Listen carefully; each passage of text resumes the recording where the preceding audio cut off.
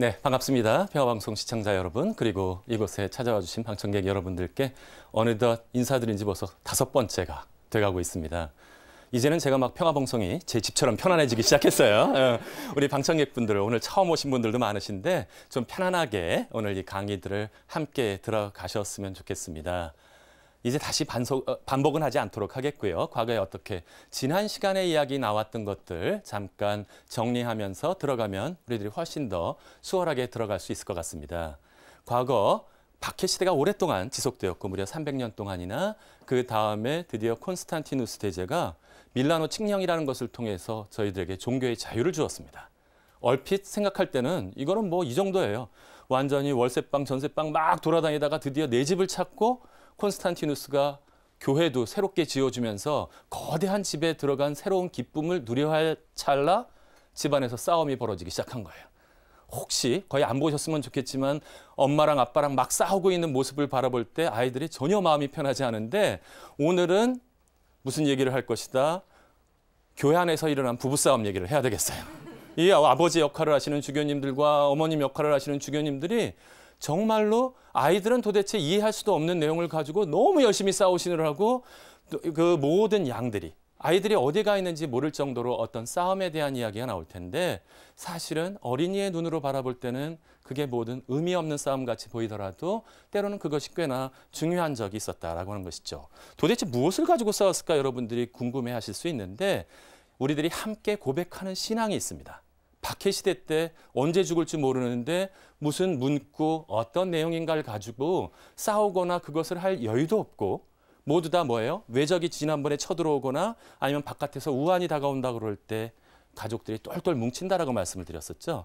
오히려 과거에 그랬던 교회가 이제 자유와 부와 영예를 서서히 얻기 시작하는 순간 갈라져서 싸움이 벌어지기 시작했다라고 하는 것이었죠.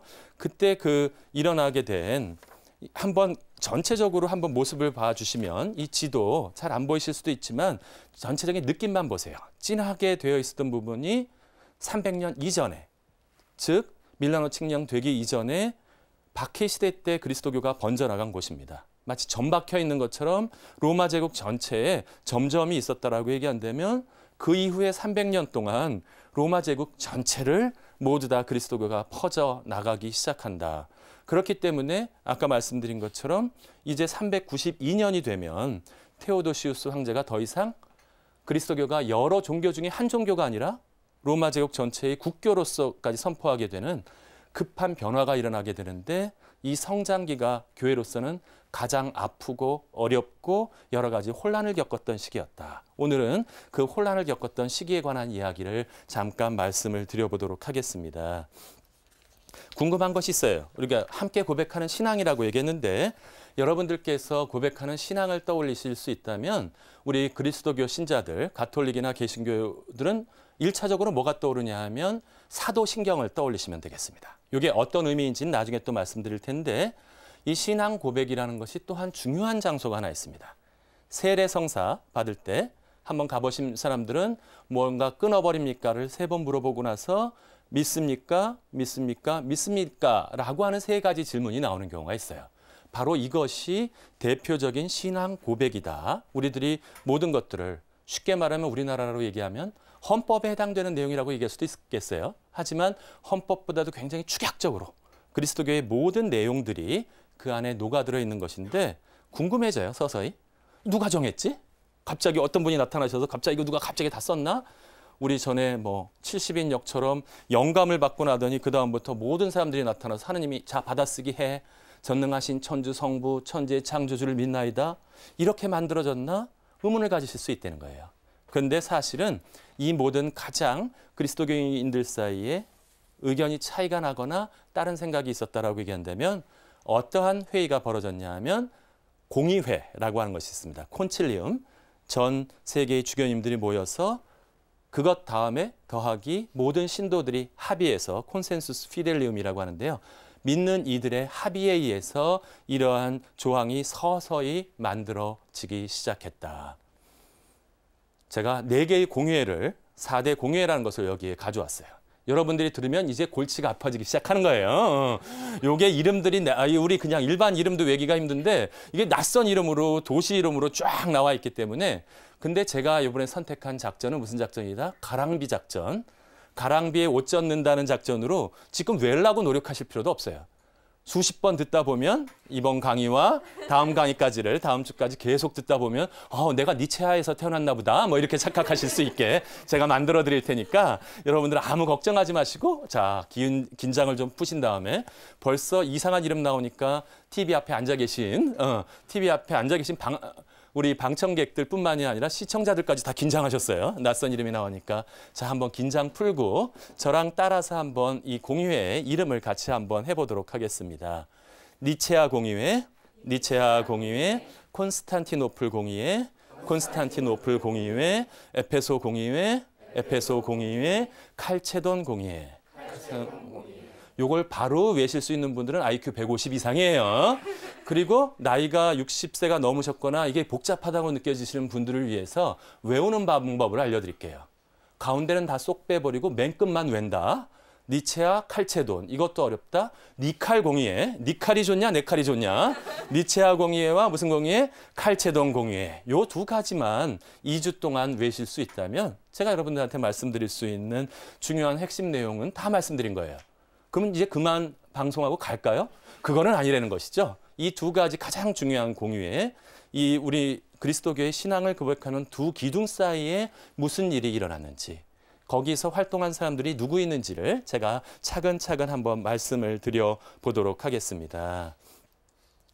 니체아 공유회라고 하는 곳에 인상적인 몇 분의 모습들이 그 안에 나타나 있습니다.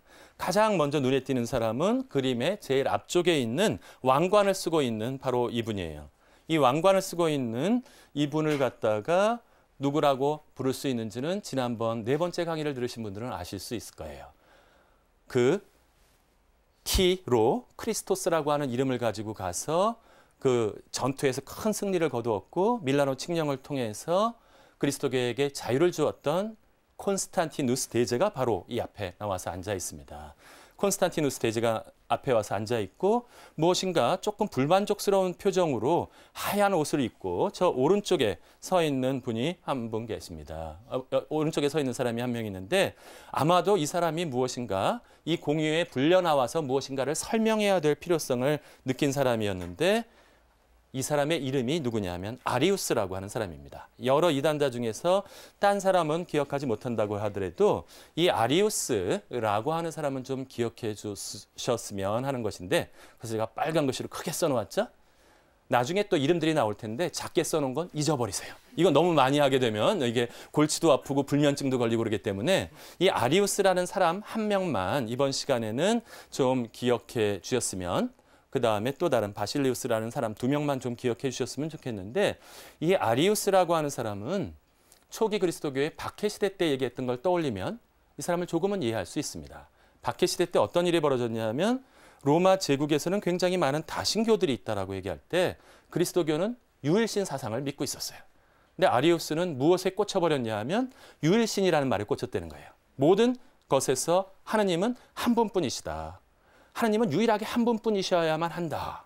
그랬는데 지난 시간에 배웠던 오리게네스 같은 사람은 그 안에다가 신 안에다가 계단식으로 금은 동메달로 성부, 성자, 성령이 종속된다라는 식으로 세 위격 또는 세 실체의 하느님에 대해서 이야기한 적이 있었다라고 하는 것이죠.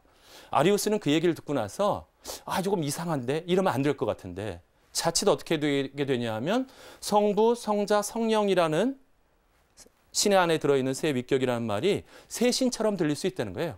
세 신이면 두려워했던 다신교가 다시 한번 등장할까 봐 아리우스는 걱정이 되기 시작했습니다. 그래서 걱정하고 있던 차에 아리우스는 무슨 공부를 열심히 했던 사람이냐면 철학 공부를 아주 열심히 했어요. 여기에 방청객 중에는 우리 철학을 공부하고 졸업했던 학생들이 저를 보기 위해서 다시 온 학생들이 있는데 너무 반가운데 이 열심히 공부했던 철학 공부를 했던 우리 졸업생들처럼 아리우스도 철학 공부를 아주 많이 했어요. 그중에서도 그때 가장 많이 했던 철학 공부는 무엇이었냐? 신플라톤주의였다라고 하는 것입니다. 요게 시도 때도 없이 계속 나오는데 아직 뭔지를 몰라요, 여러분들이. 제가 말씀을 드리지 않았기 때문에 제가 예고편만 살짝 말씀드리도록 하겠습니다. 요 그림을 한번 봐주시면 신플라톤주의에서 제일 중요한 거는 저 위에 번쩍번쩍 빛나는 일자라고 하는 것입니다.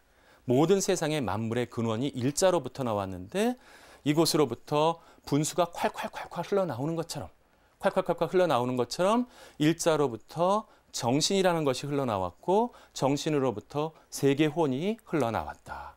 세계혼이 흘러나온 다음에 이 세계혼으로부터 모든 것이 만들어졌다라고 하는 것이 신플라톤주의 중요한 이론 중에 한 부분입니다. 제가 밑에서 그림을 잘라버렸습니다. 밑에가 어떻게 벌어질지는 궁금증이 항상 있어야 돼요. 공부하려면. 여러분들 궁금증으로 남겨놓고 우리 아리우스를 이해하기 위해서는 이 앞에 세 부분으로 충분하다라고 하는 것입니다. 일자, 정신, 세계혼. 그랬는데 신플라톤주의에서는 어디에 금이 쫙 꺼져 있냐면 일자라는 것에 금이 쫙 꺼져 있어요. 일자라고 하는 분은 너무나 초월적이기 때문에 뭐라고 얘기할 수도 없고 알아들을 수도 없고 하지만 그것으로부터 모든 것이 흘러나온다. 오히려 동양 철학에 익숙하신 분들은 노자의 도덕경을 생각하는 것처럼 도가도, 비상도, 명가명, 비상명, 도를 도라고 부르면 항상 있는 도가 아니고 어떠한 이름을 붙이는 것이 항상 그렇게 영원히 있을 수 있는 이름이 아니다. 일자라고 하는 것은 어떤 의미에서 영원불변하면서도 모든 것을 만들어낼 수 있는 그런 것이었다라고 하는 것을 아리우스는 너무 열심히 공부했어요. 너무 열심히 공부해서 이것이 딱 머릿속에 들어있었기 때문에 성부, 성자, 성령을 오리게네스처럼 여기다 배치시키기는 했는데 그 세 가지 중에서 신이라고 할 수 있는 분은 누구뿐이 없다? 성부뿐이 없다라는 생각을 하게 된 겁니다. 그래서 제가 거기다가 아주 네모를 크게 쳐놨는데 성자, 성령은 노란 색깔로 신적인 요소를 가지고 있지만 진짜 신은 아니다. 진짜 신은 누구뿐? 성부뿐이라는 거예요. 그러면 이제 무슨 문제가 생기냐 하면 성자, 예수 그리스도는 신인가 아닌가? 이 구도에 의하면 신일까요? 아닐까요? 신일까요? 피조물에 속할까요? 피조물에 속한다는 것이죠. 방청객들을 시험을 보고 모셔온 모양이에요. 아주 너무 벌써 이 4강일째 열심히 듣고 있는 방청객들이 답을 잘해 주시는데 이 성부라고 하는 분만이 신이 되었기 때문에 성자는 자연스럽게 어떠한 계통에 속하게 되었다?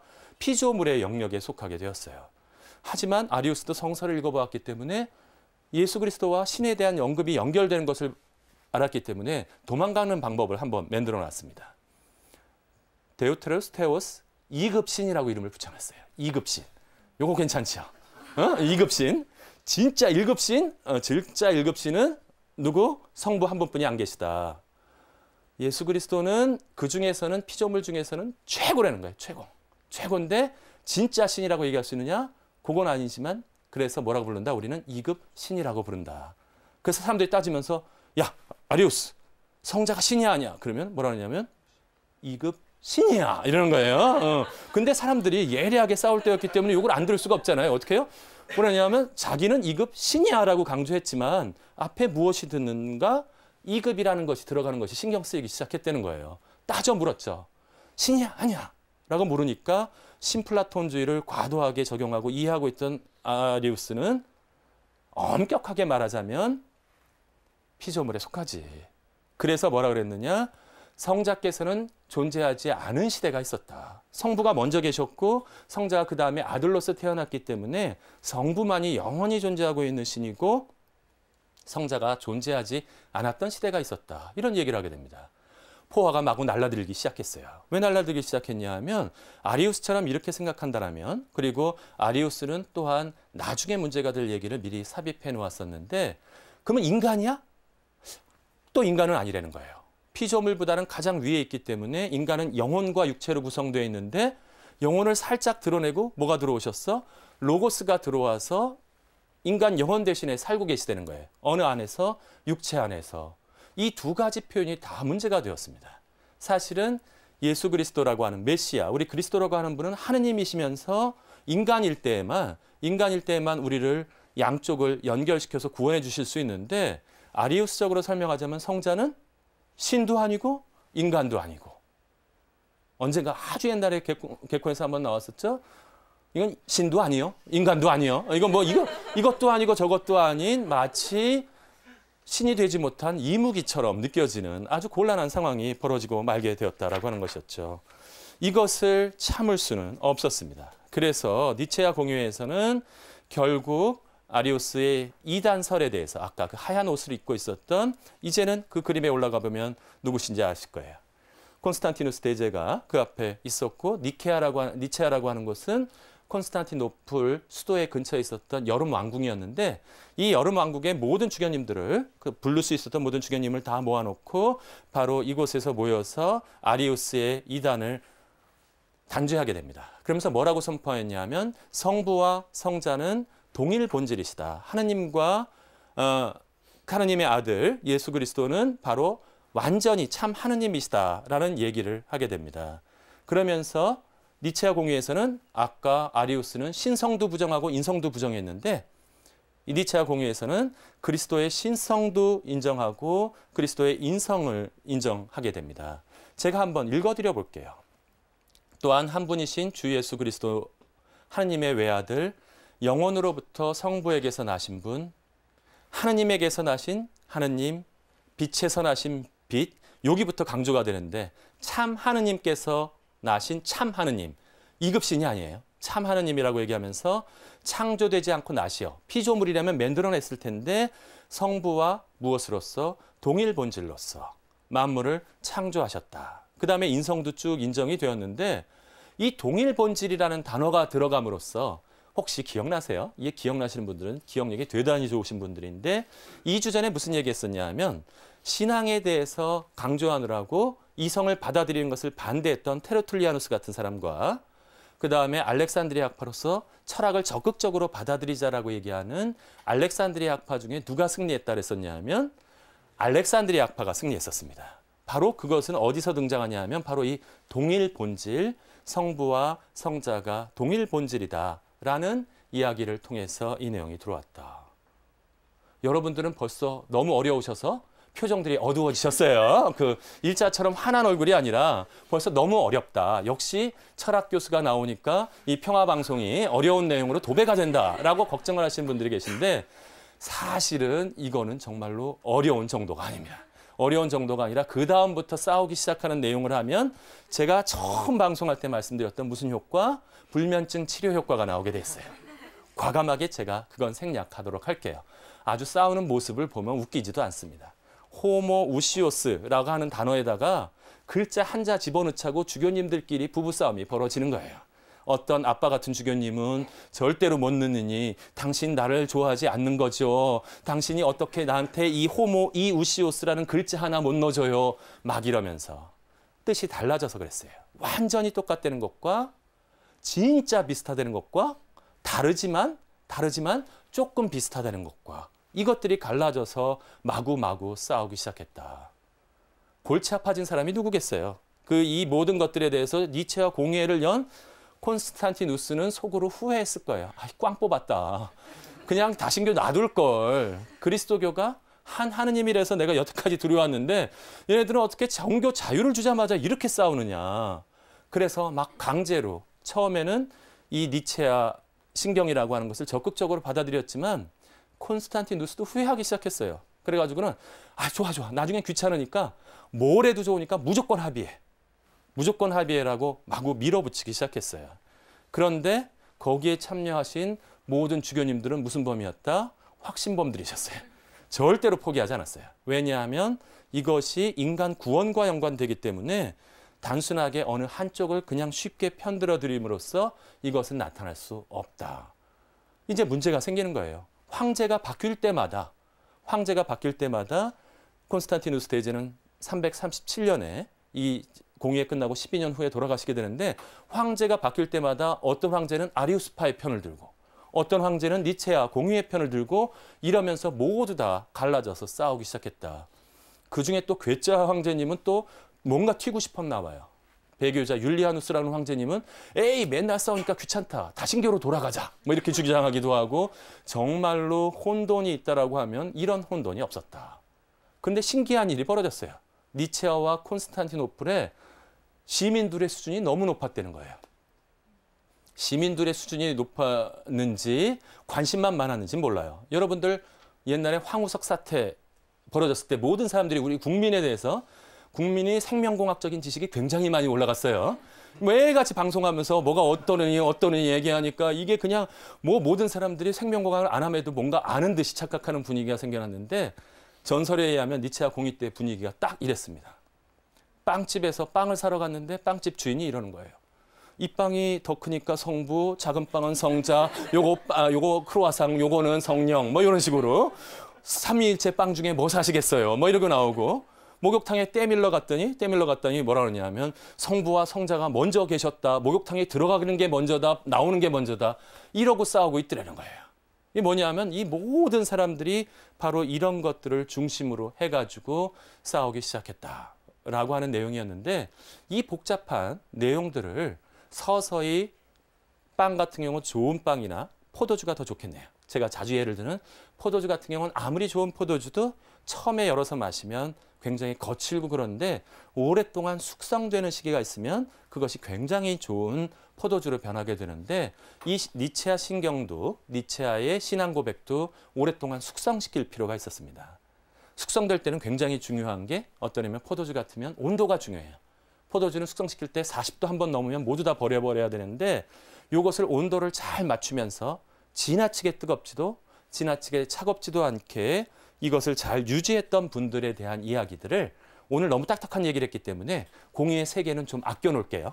왜냐하면 너무 진하게 공의의 얘기를 하고 나면 다음부터 박승찬 공의 교수 얼굴만 나오면 꺼버린다는 거예요. 우리 시청자들이. 그래서 끄지 못하도록 오늘은 좀 편안한 얘기를 조금 하고 가도록 하겠습니다. 박승찬 교수가 얼마나 국제적인지는 이 사진을 보시면 아실 수 있는데 일부러 관심을 끌기 위해서 제가 사진을 하나 놓았어요. 그 옆에 계신 분이 누구인지는 상상에 맡기도록 하겠고요. 이건 마지막까지 궁금증으로 제가 남겨놓도록 하겠습니다.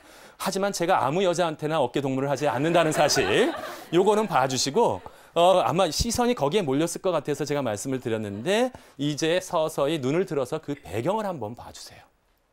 그 배경을 한번 봐주시면 누군가가 장난해 놓은 것 같죠? 거대한 돌기둥에 누군가가 모자를 씌워놓은 것처럼 돌들을 갖다가 딱딱 올려 놓았다라고 하는 것이었어요. 이게 어떤 일이 벌어진 것이냐 하면 이게 밑에는 그 카타콤베의 이암침처럼 쉽게 풍화되는 것이었고 저 멀리 보이는 지금 이 사진에서는 뒤쪽에 있는데 안 나타나고 있는데 화산의 폭발이 한번 있었습니다. 그 화산의 폭발이 화산암들이 용암들이 딱딱하게 잘 풍화되지 않는 것들이 이 지역을 완전히 덮은 적이 있었어요.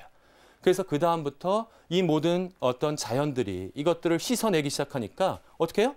위에는 딱딱하니까 풍화가 잘 되지 않고 밑에는 모든 것들이 깎여져 나가면서 누가 마치 올려놓은 것처럼 버섯 바위라고 하는데 바위들 위에 커다란 돌들이 하나씩 턱턱 앉아있는 이러한 지형이 나타났다. 이 지역에서 또한 포도주가 나오는데 포도주병도 여기는 다 버섯 바위 모양으로 이것을 판매를 하고 있습니다. 그 도시의 이름을 굉장히 궁금할 텐데 그럴까 봐 답을 위에다 써놨어요. 카파도키아라고 하는 지역인데 이 지역은 터키의 아주 중심부에 한 중심에 있는 곳이었는데 이곳이 무슨 지역으로 사용되기 시작했냐 하면 아까 풍화가 잘 된다 그랬잖아요. 풍화가 잘 된다라고 하는 것은 자연 동굴들이 많았어요. 자연 동굴들이 많았기 때문에 이 그리스도교 박해 시대 때 카타콤베에 들어가서 살기는 어렵잖아요. 이 지역에서는 카타콤베에 들어가서 사는 사람도 있었는데 그래서 아예 지하 도시가 구성되었어요. 하지만 박해가 약했을 때는 모두 다 어디에 올라와서 살았다? 저 자연적인 동굴을 오른쪽 사진이 있는데 좀 파내고 개인적인 사람들은 거기서 살고 큰 곳에다가는 성당이나 경당을 꾸미면서 살아가기 시작했습니다.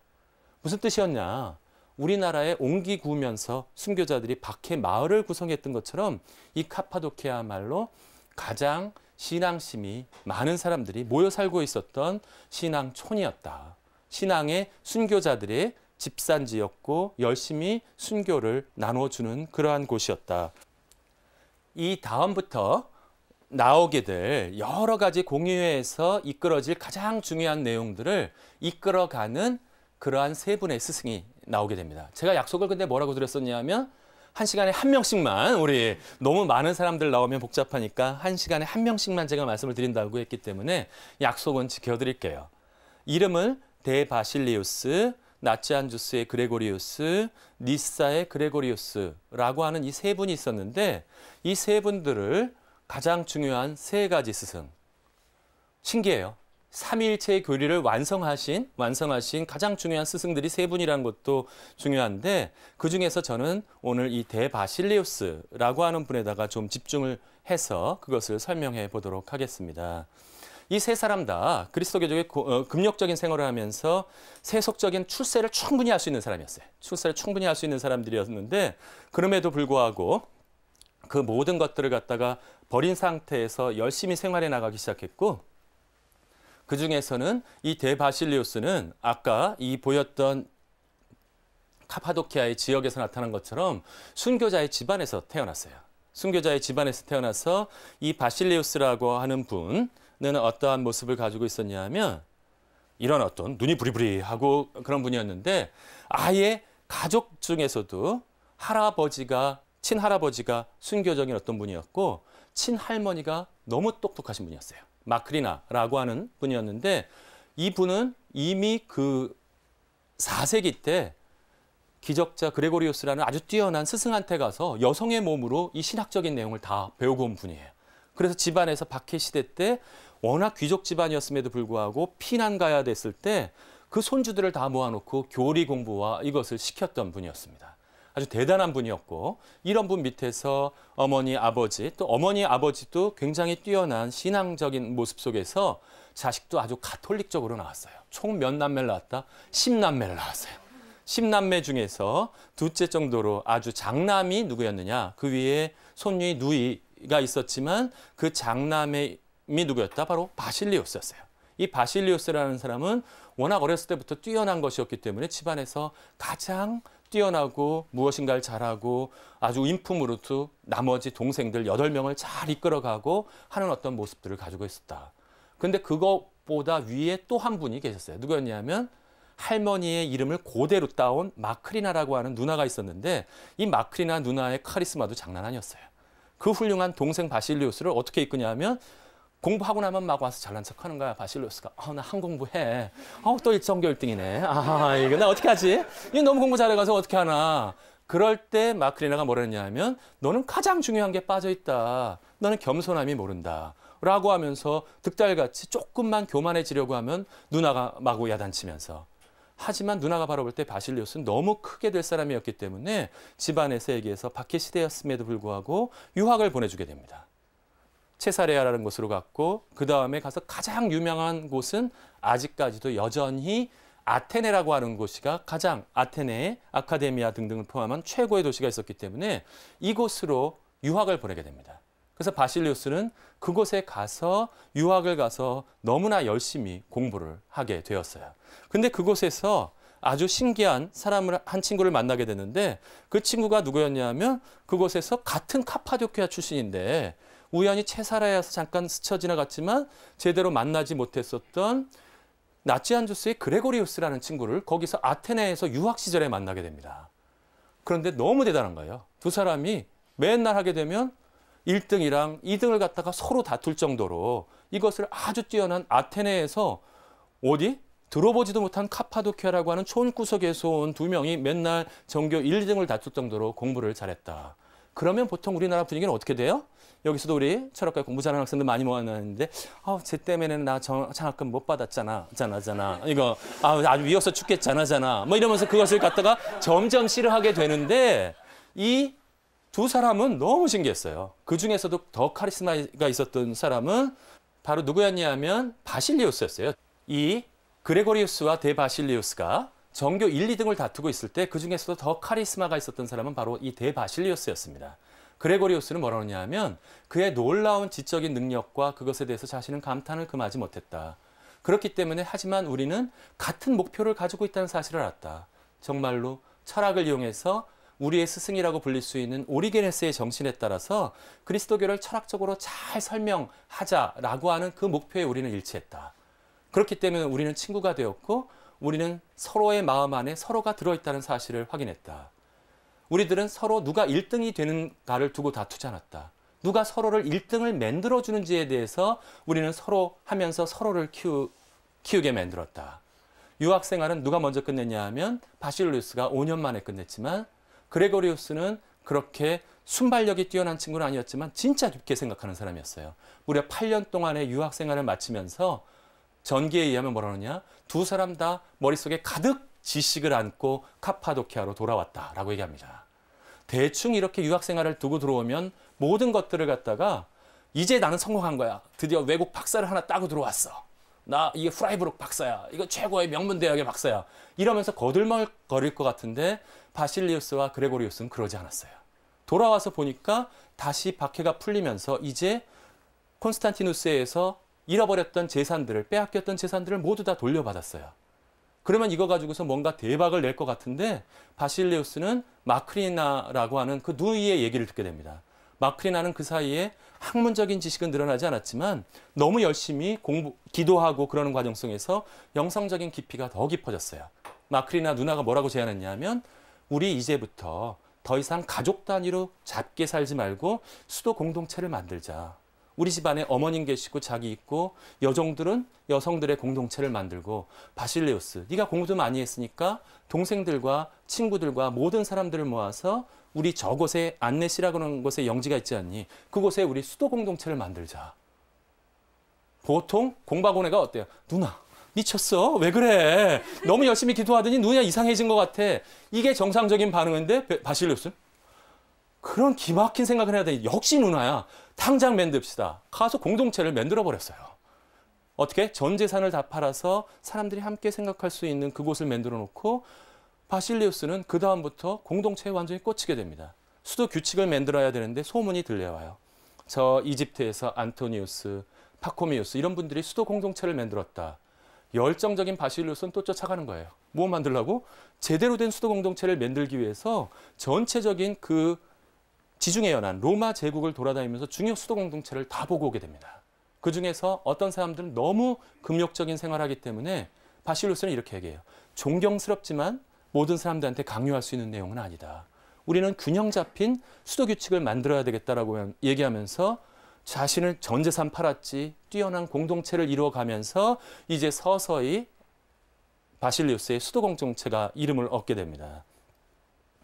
소문이 완전히 퍼졌어요.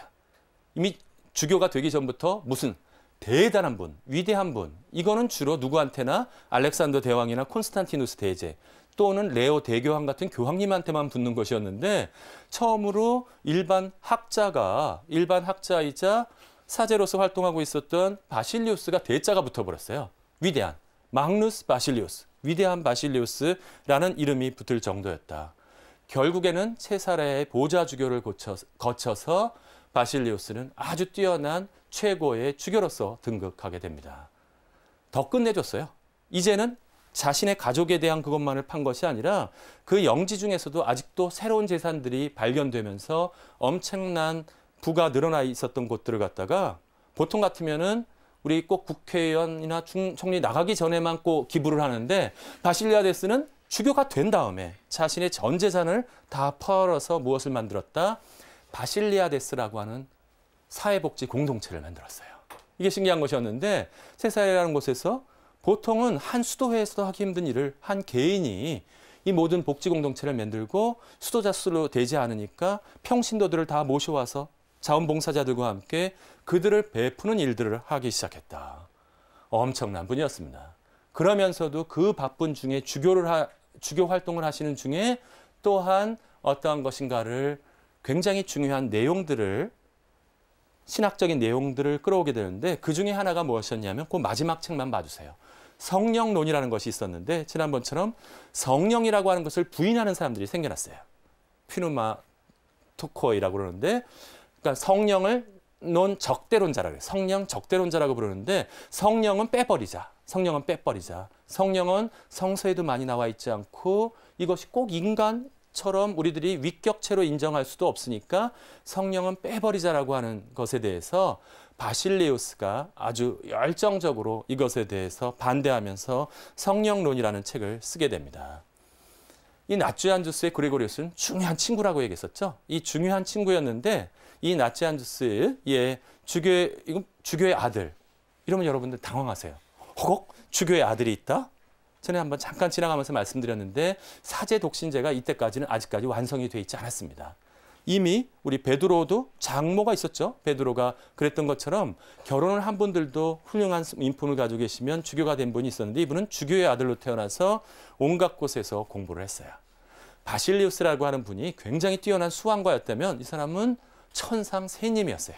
너무 열심히 공부하고 바실리우스 진짜 대단해. 저런 친구가 있다는 게 난 너무 자랑스러워 하면서 자기는 맨날 뒤에 숨었지만 공부한 내용의 지적인 능력으로는 전혀 바실리우스에 뒤지지 않았어요. 그랬는데 그만 어떤 일이 벌어지게 되냐 하면 바실리우스가 좀 일찍 돌아가시고 말게 됩니다. 돌아가시게 되자 무엇인가 바실리우스가 항상 영적으로 일치하고 있었던 친구였는데 바실리우스가 죽게 되자 그것을 이어져 나가야 될 사람이 필요했어요. 그런데 바실리우스가 죽게 되자 누가 가장 주된 것으로 떠올랐냐면 나치안주스의 그레고리우스라는 친구가 있는데 이분은 바로 매우 중요한 분이다. 근데 이분은 유독 아주 유별나게 그런 명예나 이러한 공직에 나가는 걸 싫어했어요. 한 번은 바실리우스가 워낙 유명해지고 팽팽해지니까 그 아리우스파를 돕고 있었던 황제가 바실리우스를 위협하게 됩니다. 바실리우스를 갖다가 뭐라고 위협했냐 하면 지금부터 내가 총독한테 명령을 냈어요. 발렌스라는 황제였는데 발렌스라는 황제가 바실리우스한테 저가 자꾸 바실리우스가 유명한 사람이 사사건건 나한테 반기를 드니까 내가 아주 골치 아파 죽겠다. 야, 총독, 너 가서 바실리우스를 좀 겁 좀 주고 더 이상 떠들지 못하게 해. 침묵하라. 응? 아무 말도 하지 마. 라고 아주 그걸 갖다 겁을 줘. 라고 얘기했어요. 총독이 불렀어요. 바실리우스를 불러가지고서 뭐라 그랬냐면 너 도대체 한번 당신 바실리우스 맞죠? 왜 끈끈이 황제에 대해서 반대하시는 겁니까? 거만하게 얘기했더니 저는 또 다른 황제를 내 마음에 모시고 있기 때문입니다. 누구였을까요? 하느님이야말로 내 마음에 드는, 그건 굉장히 위험한 발음이에요. 당시 하나의 황제를, 또 다른 황제를 모시고 있기 때문입니다. 즉 나의 하느님이야말로 나의 황제이십니다. 아직 사태를 이해하지 못하시는 모양인데 총독이 얘기하는 거예요. 제가 원하시면 당신의 모든 것들을 빼앗을 수 있어요. 바실리우스 당당하게 얘기하는 거예요. 도대체 무엇을 하실 수 있습니까? 총독께서는. 제가 당신의 집안을, 모든 재산을 몰수할 수도 있고, 바실리우스는 겁도 안 나요. 이미 다 기증했기 때문에. 뺏을 재산도 없어. 그 다음에 당신을 고문할 수도 있고, 고문, 이 순교자의 집안이에요. 얼마든지 해서 당신을 죽일 수도 있습니다. 속으로 순교의 영광을 갖다가 누릴 수 있다는 것에 대해서 이미 박해 시대가 끝났음에도 위협하는 것에 대해서 바실리우스는 그런 것들이라면 전혀 무섭지 않습니다. 라고 당당하게 얘기하는 거예요. 총독이 당황했어요. 내가 여태까지 내 앞에서 이렇게 얘기하는 사람을 한 번도 보지 못했습니다. 바실리우스가 뭐라는 줄 알아요? 아직까지도 당신이 주교를 만나보지 못하신 모양이죠. 무슨 뜻이에요? 주교라면 이렇게 당당해야 된다는 거예요. 주교라면 적어도 어떠한 핍박이나 압박에 의해서 흔들리는 것이 아니라 주교라면 당연히 당당하게 그러해야 한다. 아니 공부 잘하지, 머리 좋지, 인품으로 사회복지에서 유명하지, 사람들한테 극도의 존경을 받기 때문에 대바실리우스라 그러지, 이거를 갖다가 이대로 놔뒀다면 안 되겠는 거예요. 그렇다고 자를 수도 없어요. 그랬다가는 폭동이 일어날 테니까 어떻게 했다? 황제가 이렇게 해버렸어요. 바실리우스의 전체 교구가 있었는데 교구를 갖다가 뚝 잘라버렸어요. 전체 총 자기가 관할하는 있는 교구를 뚝 잘라가지고 뭐를 해요? 바실리우스가 관장할 수 있는 그 교구들의 수를 갖다가 확 줄여버렸습니다. 바실리우스는 또 대단했어요. 감히 나의 교구를 반으로 잘라서 나의 숫자를 줄여? 그러면 까짓거 교구를 늘리지. 교구를 막 늘렸어요. 바실리우스가. 그러고 나서 뭐라 했냐면 제일 믿을 수 있는 사람, 자신의 친구인 나치안주스의 그레고리우스와 니사의 그레고리우스는 동생이었어요. 동생을 갖다가 주교로 앉히게 됩니다. 동생? 니사의 그레고리우스는 가서 잘은 못하지만 주교를 열심히 하고 있는데 나치안주스의 그레고리우스는 이게 친구라 그랬는데 딱 워낙 그런 걸 싫어하니까 주교직에 안 앉게 되는 거예요. 나 주교 안 할래. 사시마의 주교가 되었는데 친구 바실리우스 내가 딴 거 다 도와줄게. 나 제발 주교만 시키지 말아줘. 이런 사람이었어요. 그랬는데도 어떻게 되느냐. 친구가 죽고 떠나가게 되자 중요한 명령이 벌어지게 됩니다. 콘스탄티노플이라는 도시에서 서로 싸우느라고 주교가 못 되게 되자 나치안주스의 그레고리우스를 모셔왔어요. 모셔와서 한번 연설을 시켰는데 5개의 연설이 하나하나가 주옥 같은 연설을 하게 됩니다. 사람들한테 완전히 감화시키면서 했더니 사람들이 완전히 소름이 끼쳤어요. 쫙 꽂히면서 정말로 그레고리우스 대단하다라는 외침이 나타나게 되자 황제가 단박에 뭘 시켜버렸다? 콘스탄티노플에 주교를 시켜버렸어요. 작은 교구에 주교도 하고 싫어했던 사람을 콘스탄티노플에 수사학적인 주교를 하게 됩니다. 그때부터 멋진 연설을 하기 시작했고 두 번째 공회인 381년에 콘스탄티노플 공회가 열릴 때 회장으로 올라갔던 분은 누구였다? 바로 나치안주스의 그레고리우스였어요. 근데 이분은 학과 같이 고귀했기 때문에 사람들이 막 딴지 걸고 들어오는 것들이 너무나 싫었어요. 왜? 뭐예요? 뭐래도 흠집 잡으려고 그러고 뭐 있다 그러면은 막 이렇게 흠집 잡는 사람들 있잖아요. 어떤 것에 대해서 어떤 올바른 일을 하려고 그러면 꼭 그런 사람들이 아주 좋은 어떤 것에 무엇인가 해충들이 꼬이는 것처럼 그런 사람들이 있는데 나치안주스의 그레고리우스를 긁어내기 위한 것들을 끌어내리게 됩니다. 나치안주스의 그레고리우스는 전혀 미련이 없었어요. 총대주교 자를 갖다가 그러면은 한번 위협했죠. 진짜 그러면 나 더 이상 공회의 의장을 맡지 않겠습니다. 사람들은 기다렸어요. 이때 다 하고 나서 나치안주스 그레고리우스를 공회의 의장으로부터 끌어내렸고 나치안주스의 그레고리우스는 자기의 고향으로 돌아가서 조용하게 책을 쓰면서 보내게 됩니다. 그 다음에 그 다음 세대에 나타나서 활동했던 것은 바로 누구였냐면 대바실리우스의 동생이었어요. 그곳에서 니사라고 하는 곳에 주교가 되었던 니사의 그레고리우스였는데 이 니사의 그레고리우스는 제대로 형처럼 또는 형의 친구인 나치안주스의 그레고리우스는 유학파도 아니었어요. 누구한테 배웠어? 누나 마크리나한테 배웠어요. 그리고 나서는 돌아와서 형 바실리우스한테 배웠는데 한 번도 유학하지 않았지만 본토 카파도키아 출신으로서 엄청난 깊이로 들어가게 됩니다. 그래서 이 니사의 그레고리우스는 진정한 의미에서 어떠한 것을 창시한 사람이냐 하면 그 삼일체의 신학도 얘기하지만 우리 수녀님들 영성신학하면 니사의 그레고리우스가 꼭 나옵니다. 신비신학으로서 철학적인 용어뿐만이 아니라 아주 깊이 있는 어떠한 모습을 통해서 이 신앙을 키워나간 것이다. 숙성시켜 나간 분들, 이 세 분들 다 잊어버리셔도 좋아요. 이거 막 헷갈리잖아. 나치안주스의 그레고리우스, 니사의 그레고리우스. 그레고리우스가 많아도 너무 많아. 그러니까 누구만 기억하자? 대바실리우스만 기억하달라. 대바실리우스. 이분한테서 막내 동생인 베드로까지 주교가 되었어요. 우리 한국에도 삼형제 신부님들 많이 계세요. 몇 분, 가족들. 대단히 중요한 집안들이었는데 이건 사제 세 분이 아니라 주교 세 분이 난 집안이에요. 주교 세 분이 남은 것이고 어머니와 누이와 형제들의 수도 생활들이 함께하는 생활이었고 자신들의 전 재산을 기부해서 진짜 그리스도교의 사랑이 무엇인지를 실천한 사람이었습니다. 나는 이 집안을 바라보면서 저의 돌아가신 할아버지와 할머니가 자꾸 떠올라요. 할아버지 할머니 저희 평양 영육골에서 내려오시면서 항상 신앙인 우리 손주들이 태어났으니까 이제 6대째인데 가문으로서 6대째인데 그런 어떠한 것 신앙 안에서 제가 5대째로서 그 앞에 순교자들 그 신앙들 그다음에 우리 어렸을 때부터 제가 철든 다음부터 본 거는 할머니 할아버지가 기도하시는 모습밖에 제가 뵌 것이 없어요. 항상 기도하시면서 할아버지께서 17년 동안 중풍하시면서 총회장 일이 약현성 본당 총회장 일이 끝나신 다음에 집에 머무르시면서 저희들을 도와주시고 그럴 때 할머님은 저희들을 다 키워주시면서 그 옆에서 시간만 나면 계속해서 함께 기도하시던 모습이 제 뇌리에 박혀 있습니다. 저희가 6남매인데 저희 6남매들한테 가장 소중한 것은 무엇이었냐면 바로 이 물려준 이 신앙의 유산이야말로 저희들한테 주신 가장 소중한 선물이었던 것 같아요. 다른 어떤 것들 제가 미리 말씀드리는데 중요한 유산들을 많이 물려주면 형제들이 마구 싸우게 됩니다. 마구 싸우게 되는데 절대로 형제들이 싸우지 않게 하는 거 화살 모아서 꺾고 소용없어요. 그런 거 다 알아도 전부 다 싸우게 되니까 싸우지 않는 방법을 알려드릴게요. 그것이 무엇이냐 하면 혹시 어려움이 있더라도 다시 극복할 수 있는 부분은 동일한 함께 믿을 수 있는 신앙을 물려주시면 좋다. 그렇다고 와서 이 방송 듣자마자 애들 불러다가 무릎 꿇혀놓고 저녁 기도 시키라는 뜻이 아니에요. 어떻게 하시면 좋아요? 본인들이 끊임없이 기도하는 모습을 보여주시면 할아버지와 할머니의 모습을 기도하면서 자란 모습을 바라본 그러한 손주들은 언젠가 다시 돌아오게 돼 있다고 하는 것입니다. 바로 그 증거가 어디에 있어요? 이곳에 있어요. 이 카파도키아의 세 교부들, 특히 대바실리우스의 가족들은 이 신앙이 무엇인지를 가장 잘 보여준 것입니다. 다른 거 한 가지 제가 말씀드리고 싶은 건 뭐냐면 우리들은 자꾸 이런 식으로 통일된 하나의 신앙 이러면 하나로 획일화시키기 쉬워요. 하나로 다 만들기 쉬운데 이 가파도키아의 세 교부들은 각각 달랐어요.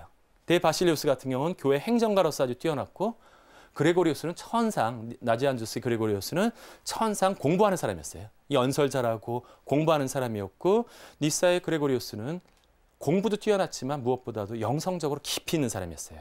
말 한마디 한마디가 사람들한테 감화를 줄 수 있는 사람이었기 때문에 이 서로 친구이자 가족인 사람들이었지만 이 다양한 은사가 그 안에서 나타나게 되었다. 서서히 저희 오늘 강의들을 한번 정리해 볼까 합니다. 이 신앙은 혼자서 살아갈 수 있는 것이 아니에요. 우리 수녀님들 공동체를 이루고 사시면서 우리 또 젊은 분들은 다 이제 공동체를 만들어서 가시게 될 텐데 이 신앙은 함께 살아가는 것이 굉장히 중요하다고 하는 것이죠. 여러분들 중에서 제가 한번 이번에 피정에 다녀왔는데 계룡산 밑에 가니까 진짜 여러 가지 굿당도 많고 그렇더라고요. 굿당도 많고 그런데 여러분들 중에서는 하느님이나 예수님 갖다가 직접 보신 분은 없어요. 직접 보신 분이 없고 다 무엇을 통해서 받은 것이다? 물려받은 신앙들이에요. 앞에 신앙을 가졌던 사람들이 신앙의 모범을 보여주면서 물려주었기 때문에 이것을 받아들였기 때문에 이 물려받은 신앙을 어떻게 잘 숙성시키고 보존시키는지 그런 것들이 반드시 필요하다. 여러분들 열심한 신자들 부모님들이라면 무엇을 물려줘라? 돈이 아니라 이 신앙을 좀 물려주셨으면 좋겠다. 이것이야말로 정말로 형제들을 끈끈하게 묶는 하나의 끈으로 묶는 것이다. 하지만 하나의 통일이라고 하는 것이 곧 모두 다 똑같은 모습으로 모두 다 똑같은 행동을 해야 되는 것은 아니다. 각자 다른 사람들. 저는 학생들을 바라볼 때도 정말로 다양한 능력들이 있어요. 어떤 사람은 창의력이 뛰어나다면 어떤 사람은 지구력이 뛰어나고 그러한 것들을 잘 발전시켜 나가는 것이야말로 하나의 지체를 이루는 가정에서 가장 소중한 것이었고 우리가 다음 시간에 배울 것은 단순하게 가정이나 친구들뿐만이 아니라 거대한 교회가 하나의 교회를 이루면서도 그 안에서 어떻게 다양한 모습들과 다양한 목소리들을 하나로 묶어 들어가는지 그 이야기들을 우리 다음 6번째 강의 때 해드리도록 하겠습니다. 오늘 이 시간은 이것으로 강의를 마치도록 하겠습니다. 감사합니다.